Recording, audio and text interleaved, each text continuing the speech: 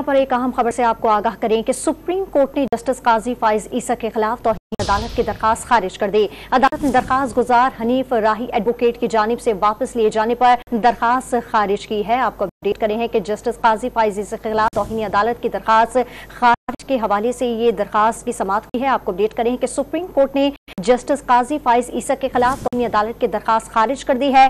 अदालत ने दरखास्त गुजार हनीफ राही एडवोकेट की जानिब से वापस लिए जाने पर दरखास्त खारिज की। सुप्रीम कोर्ट ने जस्टिस काजी फाइज ईसा के खिलाफ तौहीन अदालत की दरखास्त खारिज कर दी है। अदालत ने दरखास्त गुजार हनीफ राही एडवोकेट की जानिब से वापस लिए जाने पर दरखास्त खारिज की है। दरखास्त वापस लेने की बिना पर चीफ जस्टिस ने यह दरखास्त खारिज कर दी है। जस्टिस फाइज के खिलाफ दरखास्त हनीफ राही एडवोकेट ने दायर की थी। मजीद जानते हैं टॉन न्यूज के नुमाइंदे हसीब भट्टी से। जी हसीब, अपडेट कीजिएगा।